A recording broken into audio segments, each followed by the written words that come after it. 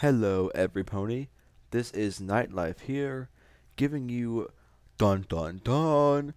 So soon, Chapter 7 of Fallout Equestria Project Horizons. This one is called Prices, and since we kind of left off on a little bit of a cliffhanger last time, I don't know, maybe a smidge cliffy. Yeah, that's dangerously close to something very bad. Well, without any further ado, let's get right into this. This is Nightlife bringing you Fallout Equestria Project Horizons Chapter 7 Prices by Somber. Let us begin. You touch it, you buy it. We take cash or credit. I'm a killer. The first pony I killed had been a male unicorn getting removed. He had been that had been before I'd even gotten my cutie mark. I'd been told to tell him that he was now U-21 and asked him to go report to security. I didn't know what that meant at the time, and I took my sweet time doing it too. Going to the atrium cafeteria for a green gel smoothie, poking in on midnight trying to learn her pit bug routines, and taking a nap on a humming moisture condenser before I finally found him. He just smiled and sadly and walked back with me. I remembered his white and red striped mane, like a candy cane. I remember his laugh, how sad his eyes looked as he walked beside us. Mom read the formal statement. I gave him his last dot, and then we stood by as the medics gave him a shot. His eyes, he closed his eyes, let out one last breath. That was it. I could almost imagine he was sleeping, except I knew he'd never get up. He'd never wake up. I knew the excuses. I was doing as I was told. We were just following orders of the Overmare. We had no choice. There was nothing we could do. We had to prevent an incident. I never actually gave him a shot. It was peaceful. It was merciful. I didn't know any better. Horse apples. I killed him because I never asked the questions. Is this right or wrong? I killed 4 other males in exactly the same way. I would have killed P-21 too if the Overmare hadn't let Deus in first. The first pony I killed with my own hooves had been a raider. She'd surprised me. She'd had a shotgun and nearly used it on me. She'd killed others in my stable, one right in front of me, and would have killed more. Again, I knew the excuses. It was self-defense. I was protecting Midnight. I was defending my stable. There was no more. There was nothing else I could do. There was no more. There was no time. Nothing else I could do. There was nothing else I could do. Blah. Why am I so bleh today? Raiders, at first. I didn't think too much about them. They were mangy, psychotic killers or ponies who decided to be evil. Killing them had been required. My pit buck turned every moral question into a simple answer. Red it's dead. Yellow be mellow. The next time I'd faced them, I'd killed many. Then I'd spared one for the simple reason that my pit buck had gone from red to yellow. Suddenly she wasn't a raider anymore. Suddenly she was free to go. I even laughed while she fled. I deserved I deserved to be shot in the back. Scooter was the next pony I killed. Hers was the first death that actually got to me. Before that, all I demonstrated that I was a slightly more effective killer than the diseased and maddened raiders I had faced thus far. I hadn't listened to her. No, that wasn't true. I'd listened. I hadn't believed her, and I'd been so full of myself that I was sure I could face anything the wasteland had to offer. I thought, oh, 1 second. I thought that after 48 hours, I knew more than a filly who'd spent her entire life on the surface. I was wrong. Dead wrong. But I was lucky enough that some pony else had been killed by my pride, arrogance, and stupidity. At Pony Joe's, I tried to turn Glory into a killer just like me. Mad? Upset? Scared? Kill some pony. Pick you right up. Of all the ponies I'd faced, though, the one that stuck with me the most, the one that stuck with me was that poor bastard shitting himself and me feeling so clever and cocky for sneaking up on him while he was occupied. I hadn't learned one thing. I thought I'd changed, that I'd devoted myself to being the better pony, and then I'd smash his head in with a baton. I thought he'd yell or attack or something. Red is dead. Execution by a pit buck. Now I just killed 40 more colts and fillies. Some have been sick. There was no question of that. Letting them live would have been what? Who the fuck am I to judge if a pony deserves to live or die? How did I know wouldn't the Enclave couldn't have helped them? Or the Colligate? Or some pony? Fluttershy said to do better. But better for me was increasing my body count. In the final twist, I ended up with my body completely healed. I felt great. Hey Blackjack, are you okay? P21 asked as I tightened up the brace on his leg. He looked down at me with some concern as I buckled the straps. No, I'm not okay.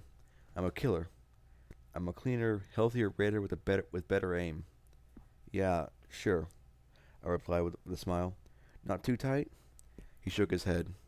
Did Glory get her healing potions, antidotes, and drugs squared away?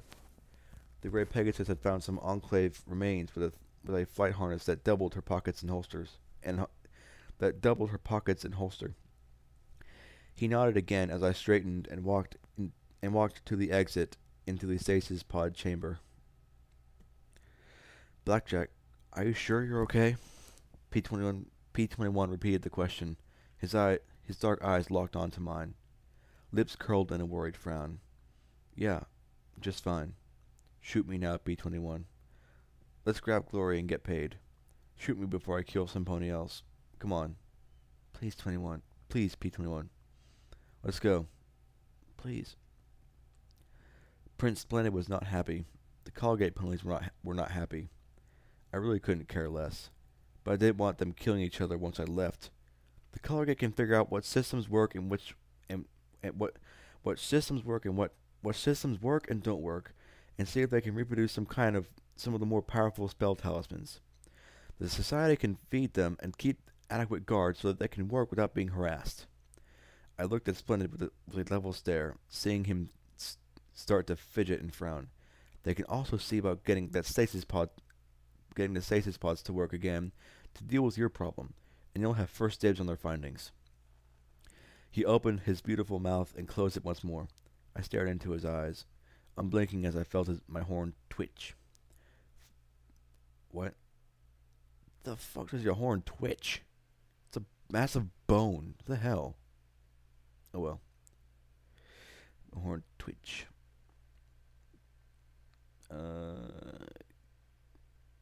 Finally, he smiled and said graciously, "That will be acceptable to the society." "And you," I said, looking at Archie sharply. "If somebody comes needing medical help, you try and help them. You've got a whole hospital to scavenge. I know you'll find enough. Charge caps if you want, but help. Do better," I said as I glared into his eyes, stressing each word. He swallowed hard and backed away so quickly he landed on his rump.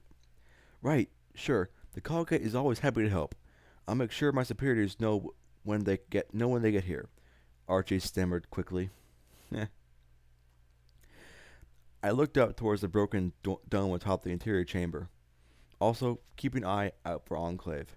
I don't know why they were here, but they were after something and they might be back.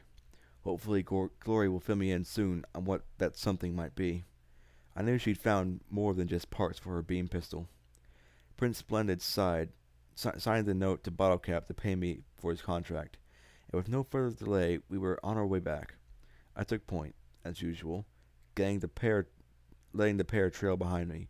Glory was showing off something she'd found. It's called a battle saddle. Most of the security forces use them. They let us handle larger guns without occupying our mouths. Occupied mouths, Glory said as she fiddled with the strange harnesses she'd found. It looked more to me like some kind of weird bondage gear with beam pistols attached. I wasn't quite sure she knew how to work it. As we followed the road back east, I walked slow and steady. My head crashed over and over with what I'd done, pushing the mystery of EC-1101 to the forefront of my thoughts. Maybe I should have turned the kids over to the Colgate. No, while they've been fascinated by the notes I'd found, they've been relieved at dispose of the foals. Not their problem. Society? Yeah, sorry. Same. Every pony was glad they didn't have to deal with 40 traumatized and dying young. She's not okay, P-21 murmured softly. My jaw set. I thought she was going to shoot both of them if they argued, Gloria replied in her own whisper. I glanced back at both of them and didn't say a word. Gloria immediately stepped back a few steps. P-21 just looked sad. Blackjack. What? There was no good answer to my question. I was so angry I felt like a broken Sparkle Cola bottle. I don't get it. It wasn't your... Shut up, I snapped, and I was glad to see him angry, because he was about to say it wasn't my fault. If it wasn't my fault, then it was his for leaving the choice up. If it wasn't my fault, was it his for leaving the choice up to me? Gloria's for not stopping me? The Enclave for reconnecting the mainframe to the maintenance robots? Redheart? Fluttershy? Just who should I have just blamed ponies who fucked up 2 centuries before I was even born? Celestia? Zebras? Who was to blame? Who had to pay for what I'd done? Some pony had to pay the price. Better me than P-21. Maybe if he was smart, he'd ditch me before I got him killed. They'd be better off together without me. Perhaps in a few months they'd find me frothing mad, psychotic, and put me down. I was so preoccupied that I walked right into an ambush. It didn't help that I hadn't reactivated my EFS after the interference in the hospital. I was walking past an overturned sky trailer. As I walked past an overturned sky trailer, there was a resounding bang, the familiar shove of buckshot against my barding from behind. Tally up a new bruise, but nothing penetrated. I looked up at the 2 ponies in the trailer, shotgun reloading as another gripped a pool cue as another gripping a pool cue jumped out at me. 2 more stepped out of another overturned carriage. Out came the automatic pistols and SATs popped up. SATS. 4 shots to the shotgun's head. Execute. Then I noticed that instead of turning his head into meaty goo, the 2 shots that hit just sparked off his hide. Shit. I'd forgotten I loaded the clips with shock rounds. Great against robots, but lousy against everything else. The pool cue swung with all the strength she had, but I raised my pip-buck and let the wooden shaft shatter on its casing. My horn glowed as I plucked a foot-long shard with my magic, seized those shoulders by my hooves, and drove every inch into her eye socket. 1. Glory flew above, her aim wild as she tried to get her battle saddle to work. P-21 had his binoculars out. Blackjack, 5th one on the hill. Sniper! I wasted no time. When shotgun reloaded, I heaved Femal's body into his line of fire, and felt only a sting of a pellet or 2. When I was in the trailer with him, I had no wish to use a whole clip of ammo, so out came the baton. He backed away, but there was nowhere to go. His hiding spot was also a dead end. He tried to say something, but simply gagged as I shoved him hard against the wall, and magically swung the baton till his head went from convex to concave. 2. One look at the shotgun and I tossed it aside. A single shot between reloads? My baton was better.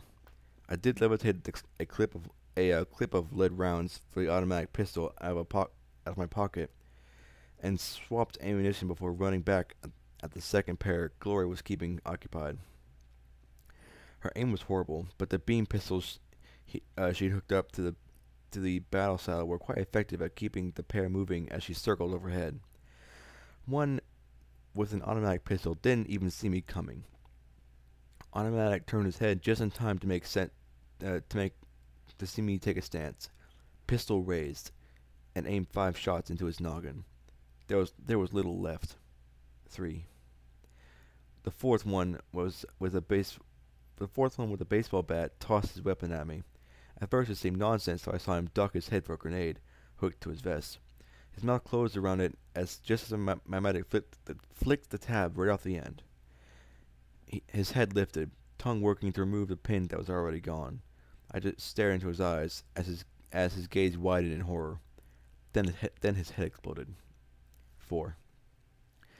The rifle round struck me in the neck and at the line of my security barding. Sniper was already running for his life now, though. My pit-buck showed a red bar. Red is dead. Without listening to the shouts behind me, I tore up the hillside after him. A large concrete tower stood at the apex, with dishes pointed every direction. He could run, but not hide. I wove up through a gap in dead trees, putting my gun away so I could telekinetically push dead bushes and branches out of my way. I saw him, and he saw me coming after him. So did his friends. I staggered into the camp at the base of the tower, with 4 more red bars and a number of yellow. "Granite, you dumb fucker, it's security!" A unicorn screamed as she levitated a SMG at me. I'd seen a brief demonstration at Megamart.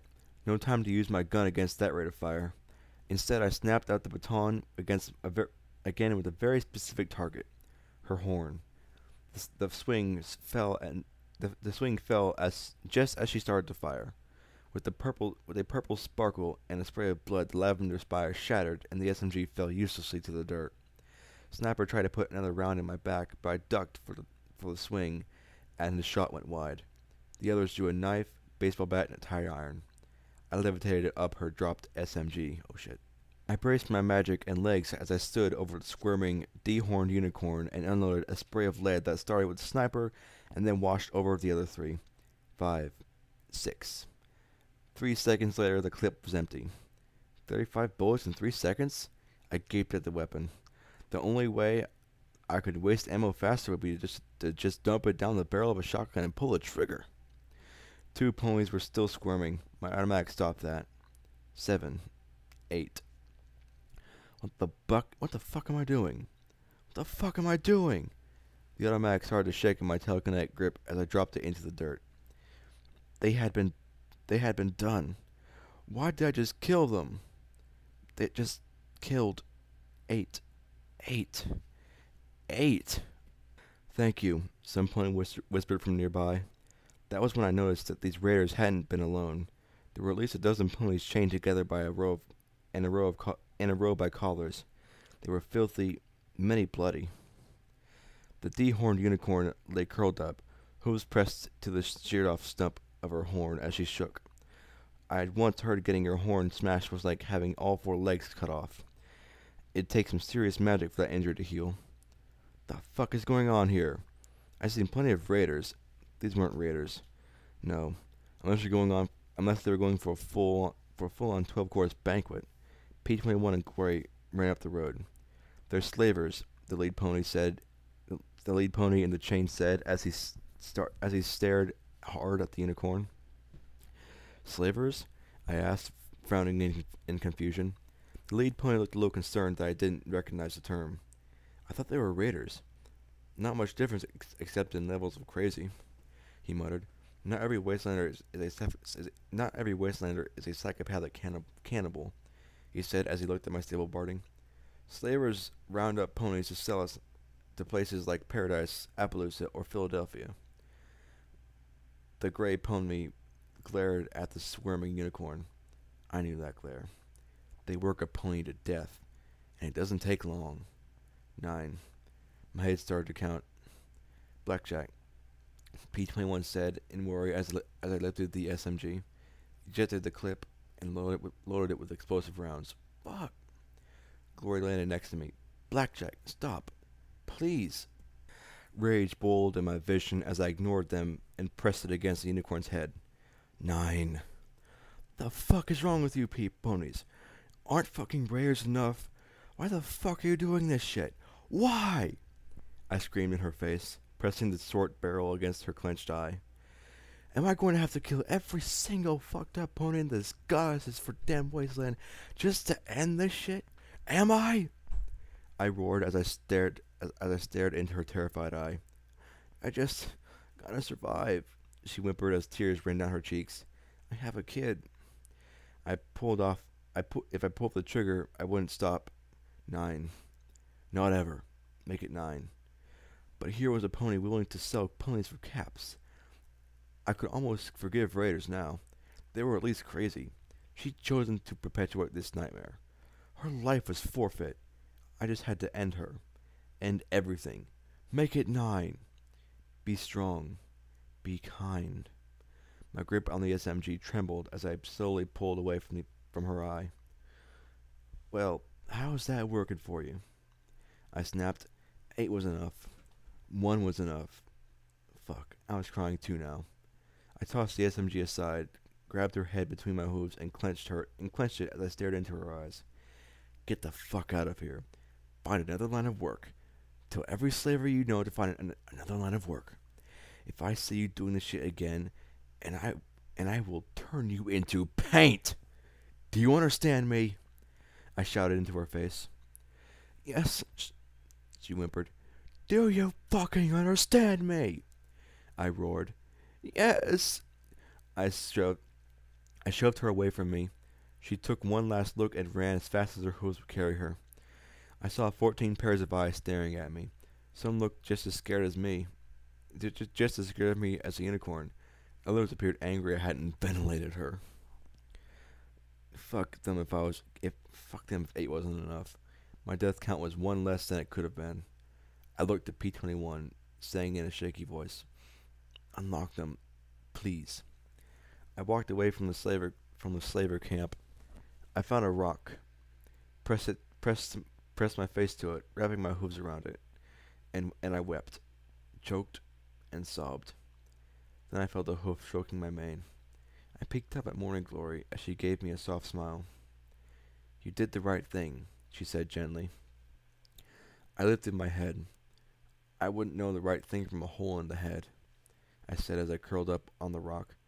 I wanted to put every round into her, reload, then do it again. Blackjack, Glory said quietly. I wanted to kill her too. Slowly, I raised my head to stare at the delicate, compact Pegasus as she closed her eyes. At first it was because I thought she was a raider, but then when I saw they were slavers, I wanted them dead. How dare they buy and sell ponies with bottle caps? She sighed softly and looked away in the direction of the maimed slaver had taken. I couldn't have. I don't think I could ever kill a pony that wasn't trying to kill me first. But I wanted to. But you said I should have let her go. Now I was just confused. Yes, she replied, as she looked back at me. What she did was wrong. Killing her won't undo it. But she's still alive, and she'll have to make a choice. Maybe she'll choose to stop. Maybe she'll convince others to stop. Maybe she won't. No matter what, we're not going to make the wasteland any better by killing every pony, even if we really think they deserve it. I'm no different from her, I muttered softly, voicing the poisonous words. How can you say that? Because it's true. I'll kill any pony if my eyes forward sparkle says to. Red it's dead. Yellow be mellow, right? Was she red or yellow? Glory asked as she lay down on the cross and crossed her forelimbs. Huh?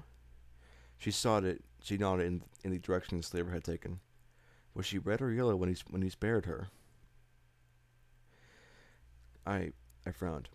I don't remember. I don't think I checked. So you chose to spare her.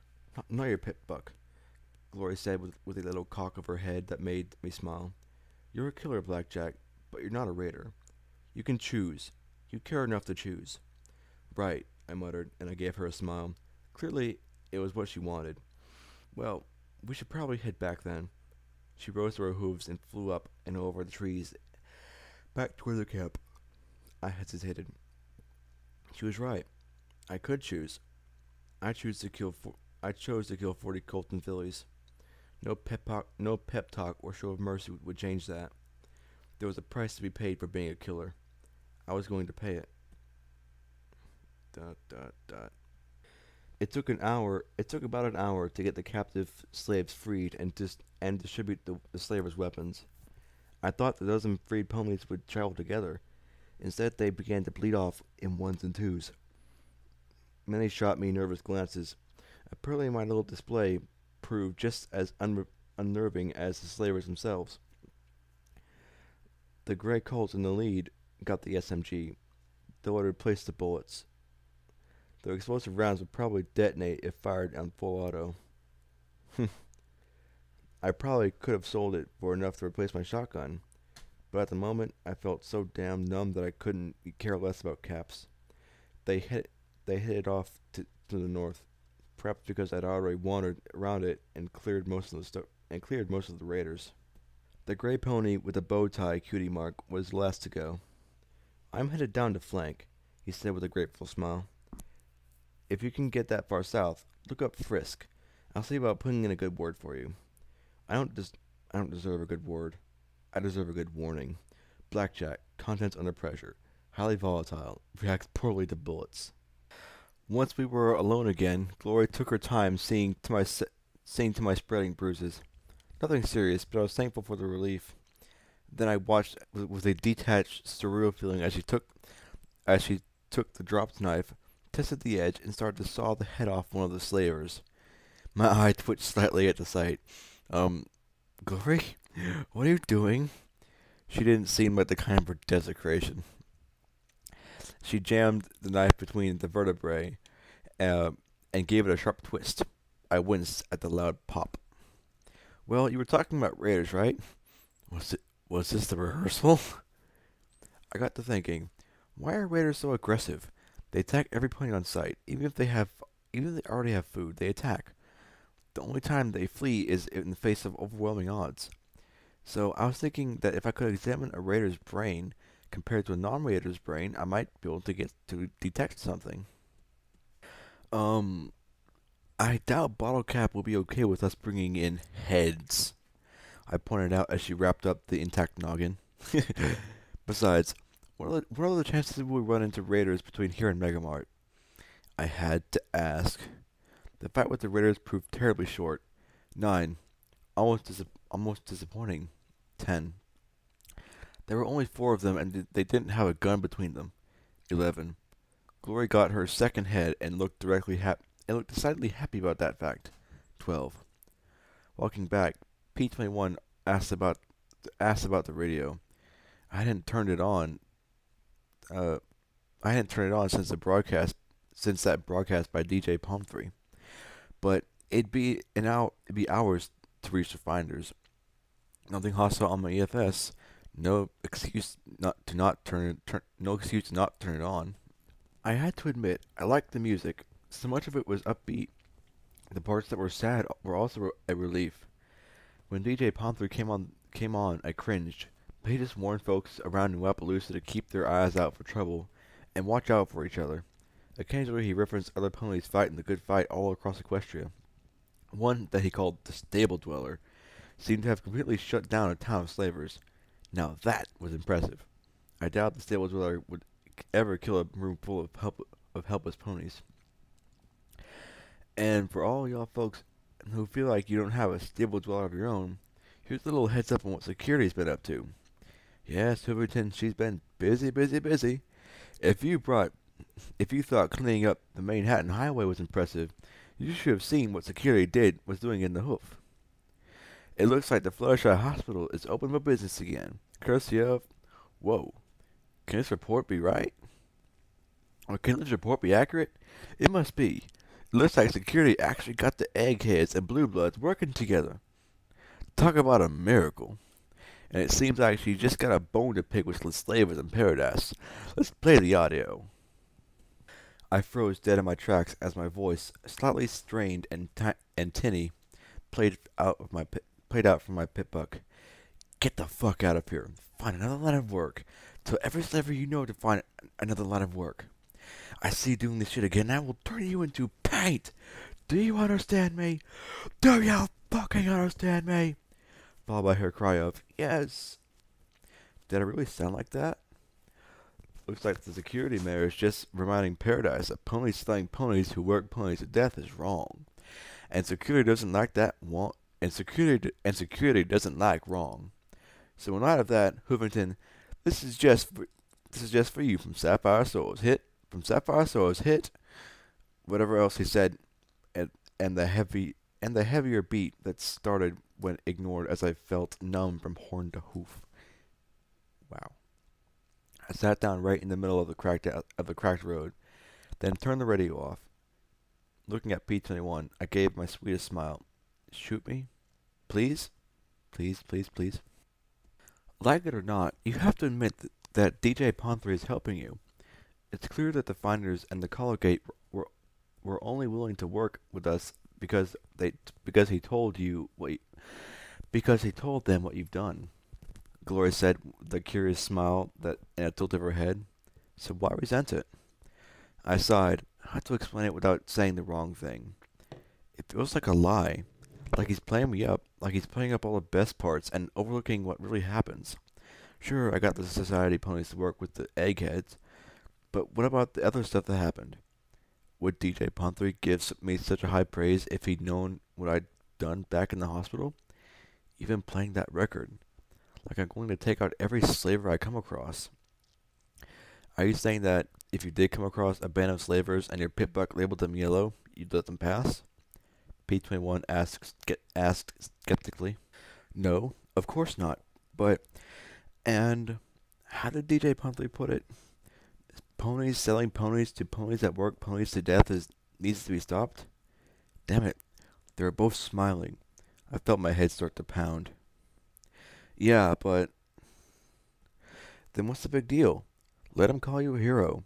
P21 smiled with his sure little smile, and just be a hero. I'm not a fucking hero! I yelled at him, so angry I was glad that I wasn't holding a gun. 13. Oh wait, I was. I kill ponies who try and kill me, or try and kill ponies who don't deserve it. I didn't kill those slavers because they were evil and wrong.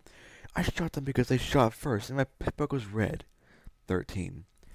If I hadn't chased after that sniper, I wouldn't have had a clue there were slaves up there at all. I said, watching their smiles vanish, seeing the gun trembling in my magical grip. I couldn't catch my breath as I covered my face with my hooves. 13. I felt my magic tighten more and more on the automatic's handle. Every part of me was shaking as my breath became louder and louder, faster and faster. I saw a snapped off tip of a knife rammed into a skull. 1. I saw a teal fall torn in two.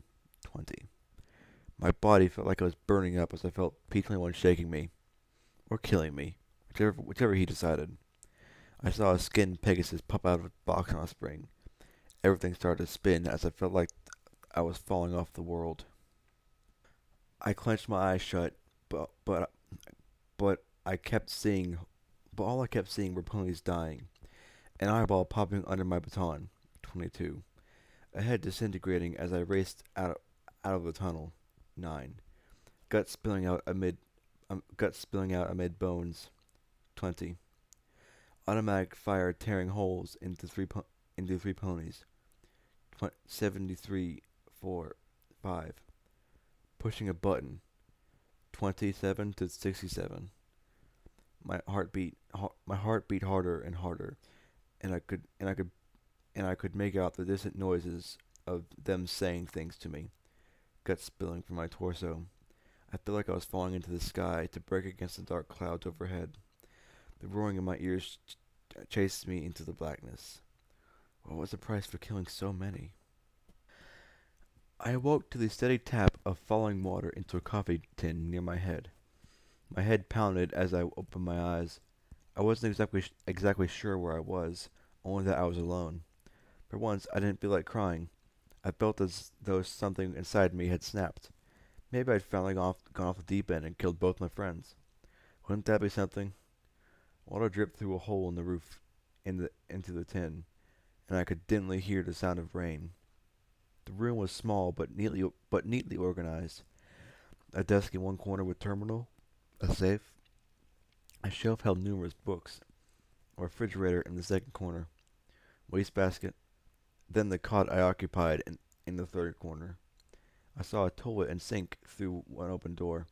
A faded plastic banner hung near the ceiling reading, Megamart. Always lowest prices, always highest quality. Lowest prices. There were other things too. Little hints of a word before this one. Little hints of a world before this one. The Megamart Employee of the Year happens some pony named Boxcars. There was a little award for record profit selling canned and preserved foods and ammunition. A strange photograph of two groups of soldiers in the parking lot, one in green combat armor and the other zebras with red stripes. A curly-maned mare with purple glasses bumped hooves with a red zebra filly. Oh yeah. The caption read, Macintosh's Marauders invade Megamart with the red stripes. Great deals ensue.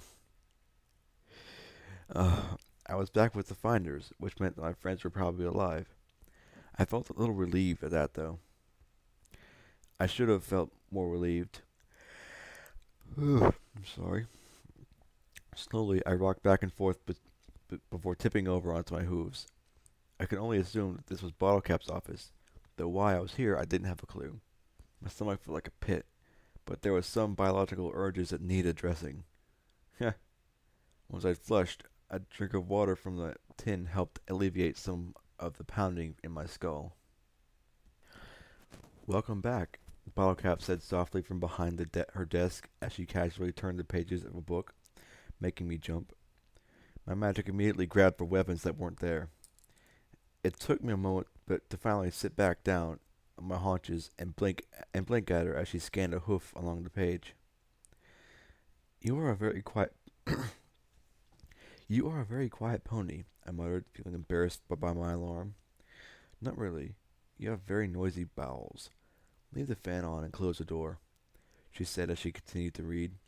I reddened a bit, but did as she asked, feeling apprehensive. I expected a question or comment, but Bottlecap didn't say a word as she just read. Then, she said softly, your friends handled the transactions while you were indisposed. They took your barding to be repaired. I recommended some additional protection. 425 caps for the glands, 2,500 for the society account, 2,200 for the Orion Brotherhood. You're halfway to your goal, minus the cost of resupply. News that we'd amassed a small fortune in caps didn't do much for me. Did they tell you what happened? I asked as I sat back down on the cot in that vertical fashion that draw a curious look from Bottlecap. Lyra-esque. Should they have?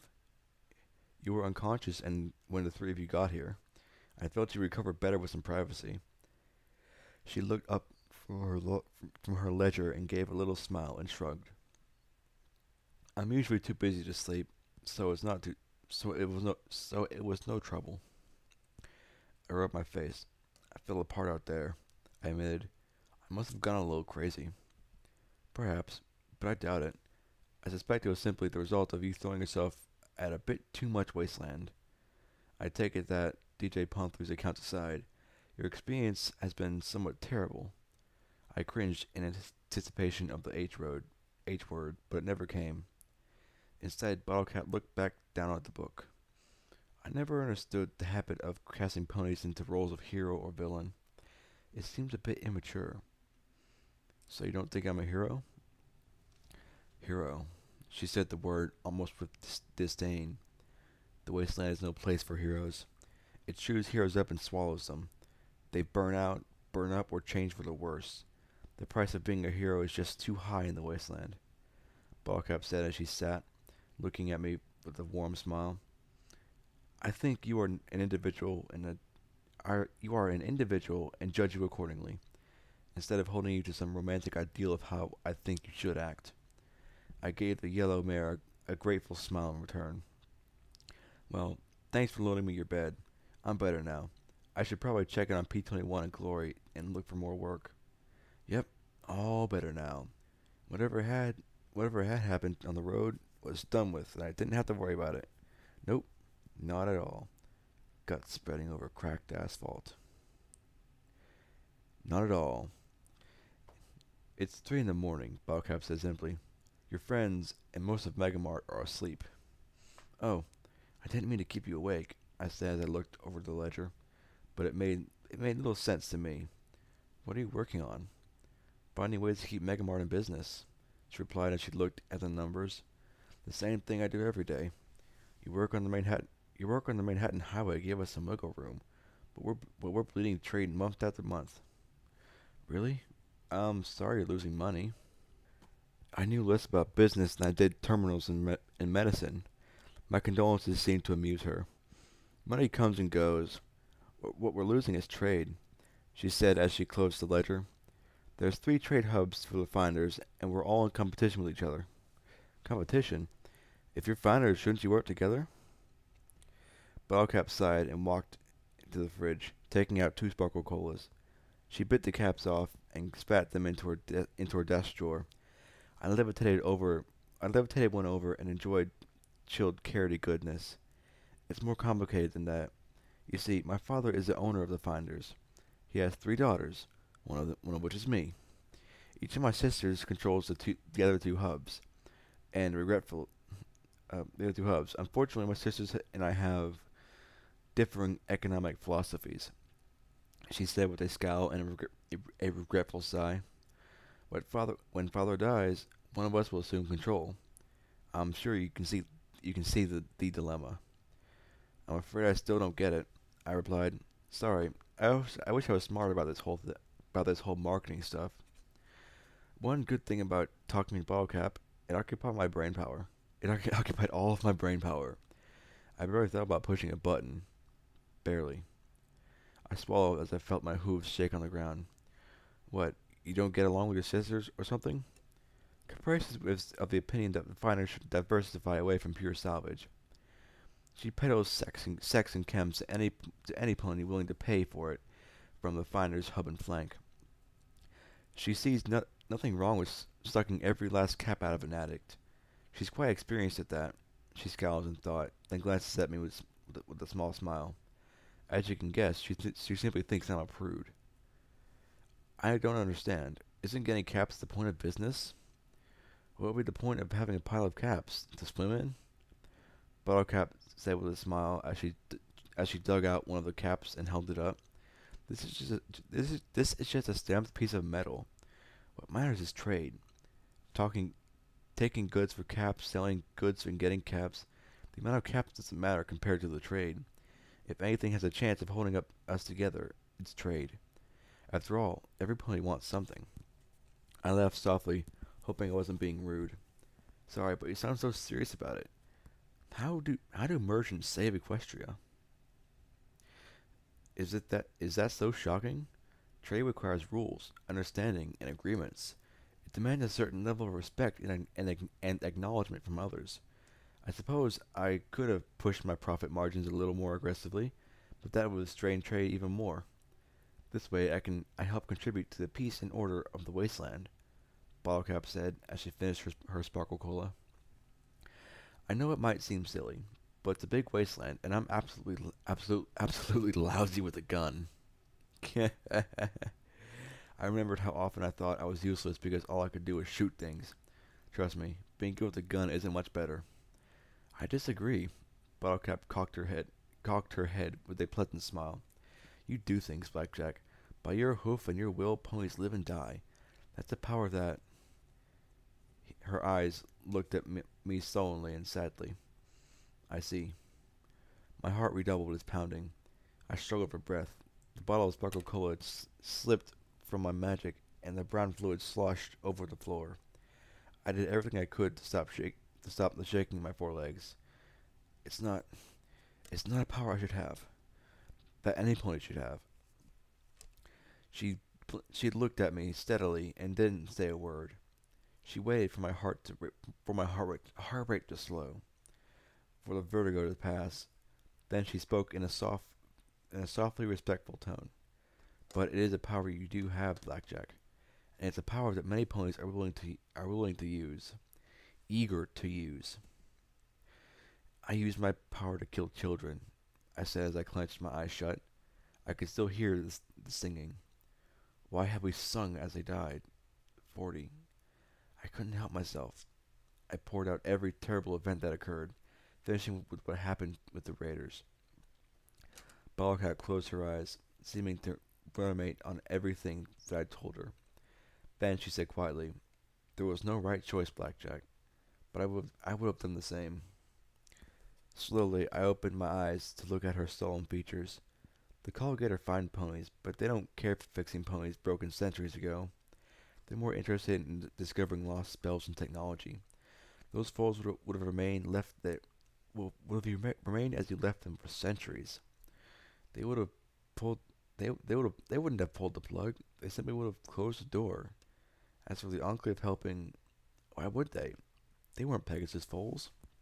Maybe. The blood on my hooves is the blood is on my hooves, though. I'll have to pay for it someday. I muttered. I levitated the bottle up, drank what remained inside, and then carefully levitated the fluid off the floor.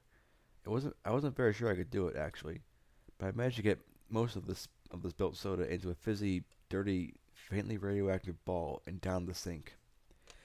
Bottle cap waited for me to finish before continuing. Yes, you will.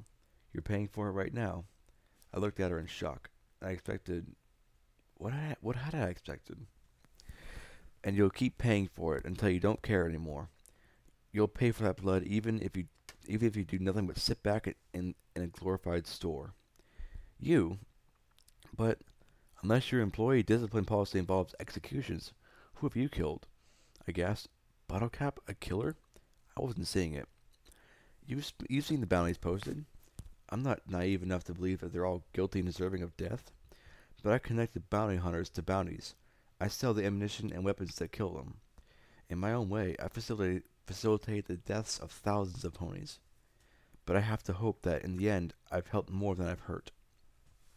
She looked at me, saying levelly, if I lose that, then I'm no better than my sister Ursary in Paradise.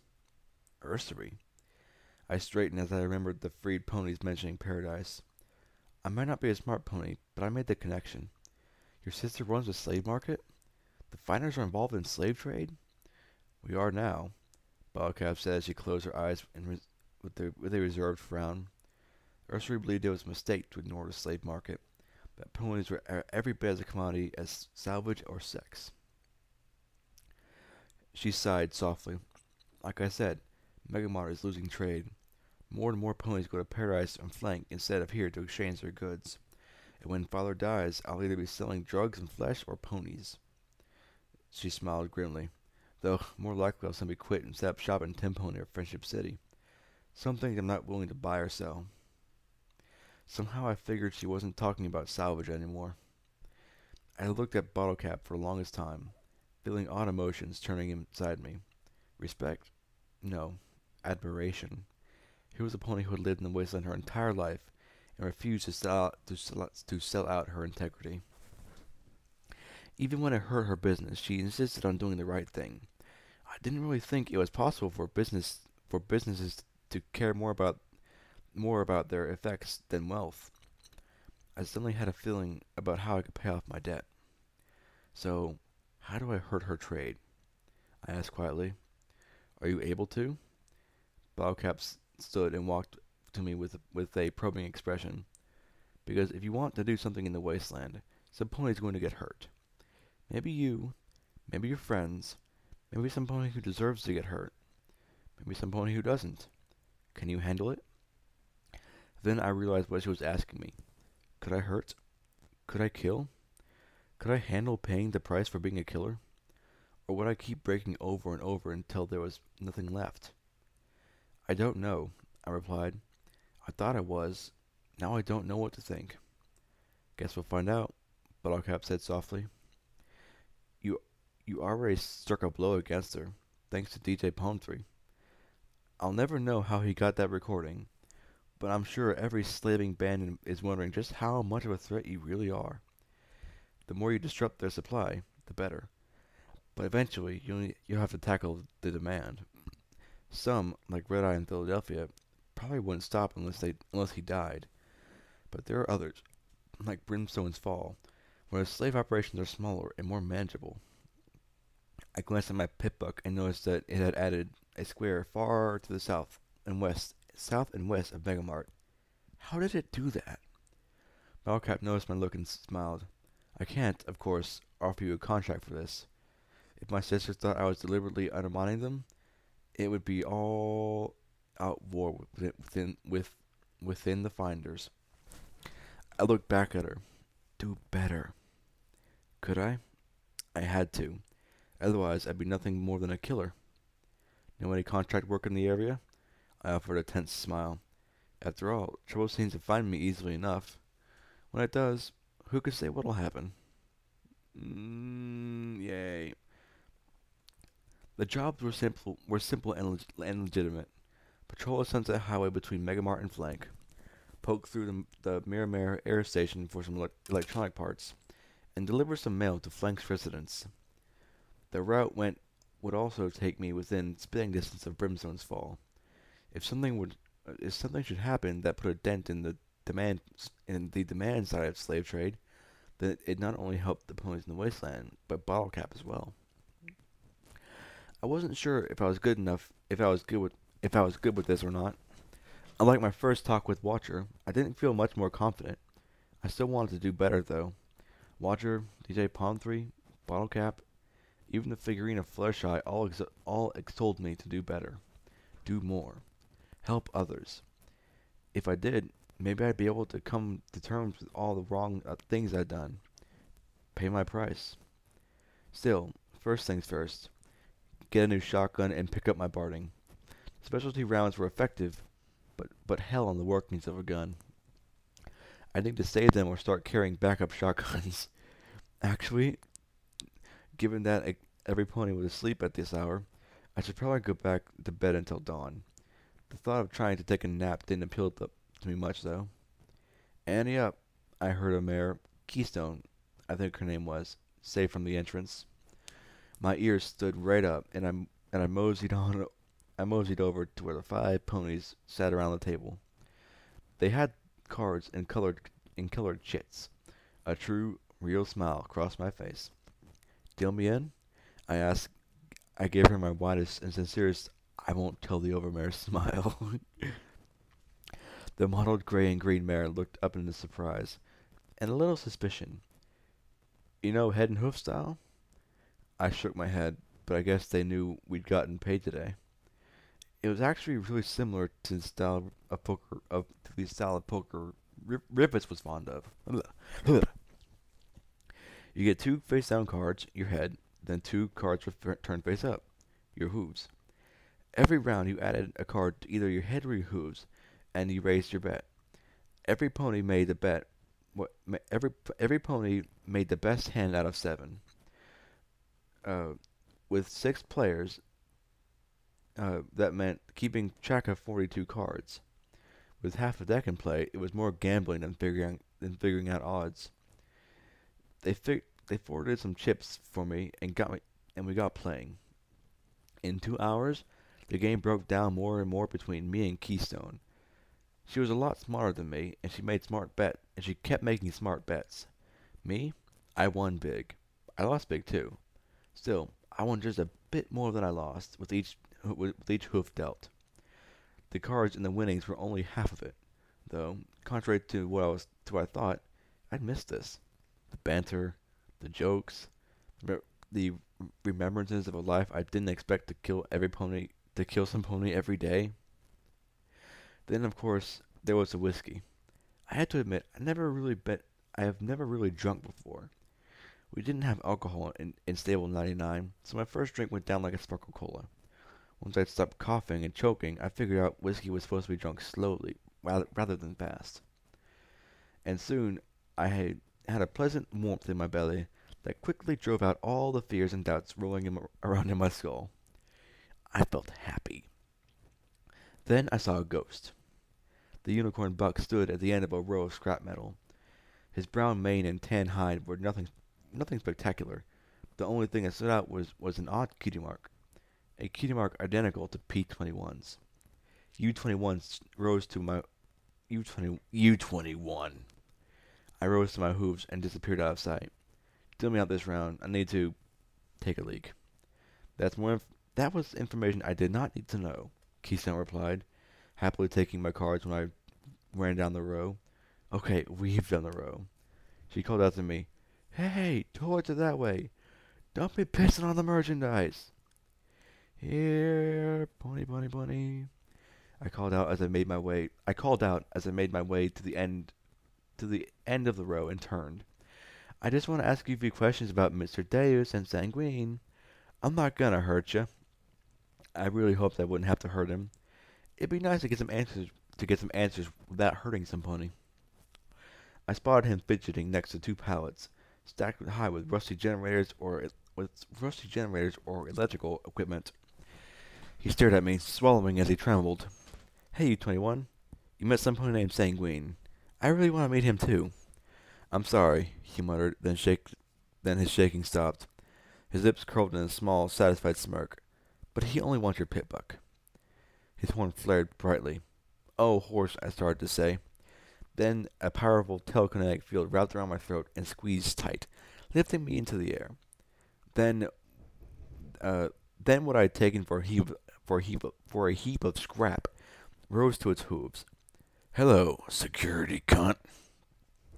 In the stable, he looked big.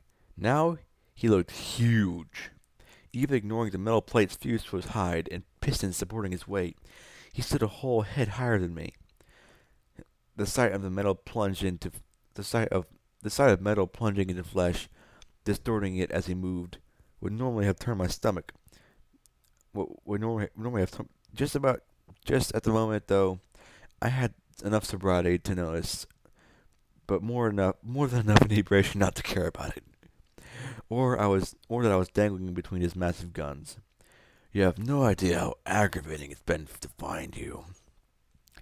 Hasn't been fun for me either, I gasped it with a forced grin. Heard you on a certain computer file I've got. Won't do you any good. It's encrypted. Sanguine doesn't care about that cunt. All he wants is your pit buck. He reached out with his hoof and caressed my cheek. It was like being touched by a manufacturing equipment. If you'd given it to me right outside the damn stable, I might let you get away. Eventually. Crawl, perhaps. But after leading me on the chase for nearly a week, I'm afraid I'm not in the mood anymore.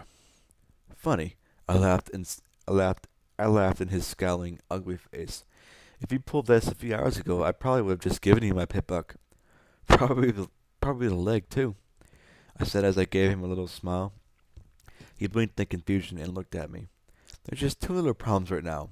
One, I don't know if you realized, but I'm really stupid. And two, I paused and looked over at the cannons. Yep, that is probably it right there. At least I knew my guns. Two, I'm pretty sure I'm drunk. And my own magic reached out, deftly pressed the trigger mechanism on the two cannons pointing on either side of me. The roar of the shot blasted second by second, just feet away. Shells sent pallets of scrap flying and tumbling down on U-21, breaking his magical grip on me. I landed in a heap in front of Deus, curling into a little ball. I couldn't hear anything as my ears rang, and I went fetal. Oh, thank you, sweet, merciful whiskey, for having taken the concussive beating that comes with hanging between a few feet from firing cannon muzzle and rendering it into a nice full-body numbness. He stood over me, his mouth working and his metallic hoof pressed right over my leg. It sounded like he was screaming at me from underwater. What did you think you'd accomplish, huh? What did you think you'd accomplish, huh, cunt? He started to apply pressure. I wonder if he could stop my leg clean off. Probably. Wrath of gun, I muttered. Then he looked up. The massive turret was swinging the barrel around to point right at Deus. He stepped back, eyes widening, and I curled up tightly as I could, giggling. Mine's bigger. Gun fired. Whee! I'm flying! Whoopsie, never mind, gravity works. I crashed through the chain mesh draped across a firearm stall and landed behind the counter. Ammo boxes weren't particularly soft. Actually, they were the antithesis of soft. But they did hold ammo. And so, as I lay there behind the counter, marveling at the many pain-killing properties of alcohol, I took said ammo and loaded some said firearms. It was crazy time in Megamart. I could make out the long drawn out noise of God! Being shouted by Deus. Keystone and the other ponies scrambling. Gun was tracking Deus, but not firing. And me? I was staggering out from behind the counter with my new shotgun rifle. It was all kind of blurry at the moment. Oh well, I could tell the bits ascended from the trigger, and that's all I needed. Hey Deus, you still want my pit buck? You can pry it off my cold, dead... Oh, vomiting. Not nearly what I've been going for. Oh look, there was Deus. Minus one gun. It looked like he'd missed getting shot by gun, but his gear hadn't. That made him keel over with each step as he fought to keep his balance. I blew him a kiss. He blew one back. No wait, that was a shell. It was only my luck and him being so off balance that kept me from turning into a blackjack colored stain. I'm sorry, but junk blackjack is awesome blackjack, you gotta admit. She's like freaking Lee, like bushy brow, loopy fist, or loopy hoof, loopy gun. Another low, deep crump from overhead, and the shell buried itself into the concrete, throwing rocket debris everywhere. I guess gun shells didn't go boom like Deus. Oh, so it does fire I-beams. Made sense being inside and all. Off balance and heavy as he was, Deus was still a quick pony. Hey Deus, I got a gun too, I shouted, or I think I shouted. I may have just said, Gata! But he was charging, and I really had no time for elocution. Instead, I pointed my gun and fired, hitting Sats, and the shell left the barrel and rocketed towards him. Wait, Sats, then fire. Sats, then fire. Canceling Sats, I watched as the shell hit Deus right in the chest. Damn, I wanted to aim for his head. Then Deus exploded. I looked down the weapon in my magical grip, focusing on the blurry letters. Grenade launcher? I thought you just threw him. Unfortunately, Deus was not a dead pony. He wasn't a happy pony either. Actually, looking around, there was a lot of unhappy ponies. Well, not me. I was happy. I had a tummy of whiskey residue, and my head was going around going around and around, and wee. I love drunk blackjack. P21 and Glory found me and immediately started pumping healing potions into me. Funny, why did it hurt more when I was healed? The spinning and the underwater noises receded, and I became aware of the copious amounts of blood coming from my ears and nostrils. Heck, I looked like I'd gotten peppered with concrete buckshot. Suddenly I didn't feel so good. In fact, I was rapidly going from good to fuck. So why couldn't I stop shaking? Oh shit, she has the shakes. They helped me sit up as Battlecap, flanked by Keystone and the rest of our security team, kept weapons trained. This is done, Deus. I'll send the bill to Big Daddy. You two can settle it between you. This isn't done yet, he pointed the hoof right at me. Hand her over, Battlecap. I'll pay 50,000 caps for her right now. You don't have that kind of money, Battlecap said, but I could hear her doubt. Besides, even if you did, some things aren't for sale. Bullshit, Battlecap. This is the store. Everything's for sale, he said with a wide grin. Battlecap looked at him with complete disdain. You've got me confused with my sisters. Now you don't have a clue what it is you're trying to purchase from me. Now get out, Deus, or I'll sell what's left of you to the ghouls. Ooh. He glanced up and around, then scowled. Fine, but I got one last piece of business here. He pointed his hoof at me and yelled, Bounty on security, 50,000 caps. You want to collect? Bring me her head and her pit buck intact to the arena. If she's alive, 100,000 caps. Or she will back me up on payment. After all, she's a sister who doesn't give a fuck. And added, sneering down at Battlecap. He added, sneering down at Battlecap. He grinned at me one more time, and then the cybernetic pony walked for the exit. U-21 limped after him, smirking with malicious glee. Suddenly more ponies were glancing at me, then muttering to each other. Come on, Blackjack, let's get you to Bonesaw. P-21 said as he shoved up underneath me. Ugh, good goddesses.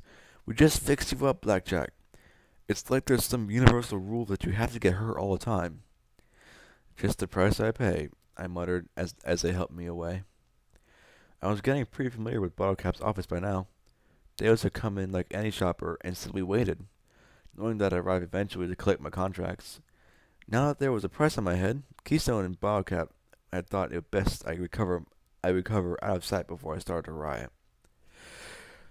Without putting up a single piece of paper, Theos had created the largest bounty in Hoofington history, and that was me dead. Me alive was twice as much. Most ponies are lucky to see 1,000 caps in their life, Keystone said with a scowl as he brought me my barding. We've got to get you out of here, or they'll tear the whole place apart looking for you. My whole body throbbed, most particularly my head. I thought Bonesaw took care of patching me up, but the throbbing in my head made me wonder if I had a skull fracture he missed. Oh my.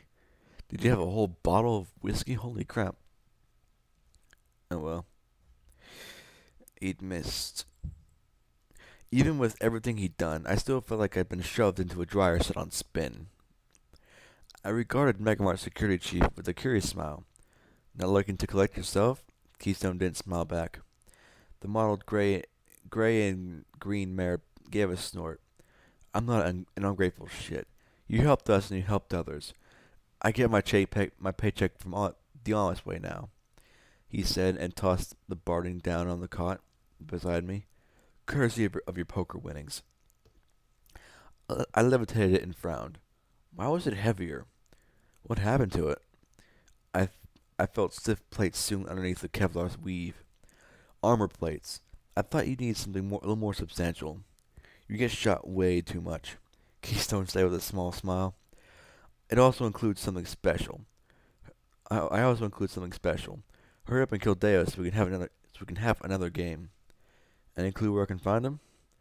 And head in the opposite direction. He's a Reaper. If he's not killing some pony, he's probably at the arena. I looked at my pit book. Yep. Hoofington Sports Arena was now on the map. If that wasn't wrapped head to hoof in healing bandages, I'd be screaming about how. He's one of Big Daddy's 4 horses of the apocalypse. And yeah, they really do call themselves that. P-21 and Glory had spent a sizable amount of our caps on a new drum bed shotgun. I'd take better care of this one.